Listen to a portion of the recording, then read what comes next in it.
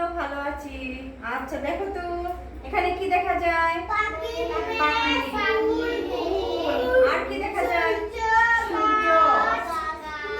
আচ্ছা তাহলে রাজদীপ আজকে আমরা তাহলে পড়ব ফুল ফোটার আনন্দ। কি গল্প পড়বো আমরা? আজকে গল্পের নাম কি? ফুল ফোটার আনন্দ। আচ্ছা এবার এখানে দেখো একটা মেয়ে, কে বসে আছে? একটা মেয়ে। মেয়ের নাম হচ্ছে মিতু। মেয়ের নাম কি? মিতু। সারাদিন কি যেন ভাবে, কি যেন ভাবে, কাউকে কিচ্ছু বলে না, কাউকে কিচ্ছু বলে না। তা দেখে তার বন্ধু আর পাখি ও বিড়ালের মন খারাপ। কার কার মন খারাপ? পাখি আর বিড়ালের। কার মন খারাপ? আর বিড়ালের। সে একটা গাছের বীজ বুনেছে। সে কি করেছে? গাছের বীজ। বীজ থেকে কখন চারা বেরোবে? বীজ থেকে কখন চারা বেরোবে তাই ভাবছে মিতু। কি করছে? ভাবছে। হ্যাঁ, বীজ থেকে কখন চারা বেরোবে।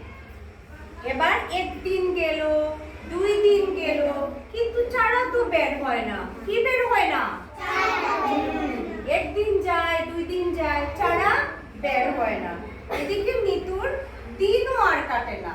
কি কাটে না? দিন কাটে না। তারপর কি হলো? আরো 2 দিন পর মিতু দেখলো বীজ থেকে কি সুন্দর দুটি সবুজ পাতা বেরিয়েছে। কি পাতা বেরিয়েছে? সবুজ পাতা। আর সবুজ পাতা বলছে, কেমন আছো মিতু? সবুজ পাতা কি বলছে মিতুকে? কেমন আছো মিতু? তাই দেখে মিতু দৌড়ে গিয়ে বাড়ির সবাইকে ডেকে আনলো। মিতুর খুশির শেষ নেই। বন্ধু বিড়াল আর পাখির খুব খুশি। তারপর থেকে মিতু সকাল, বিকাল ও দুপুরে গাছে পানি দেয়। কি দেয়? গাছে কি দেয় বলো?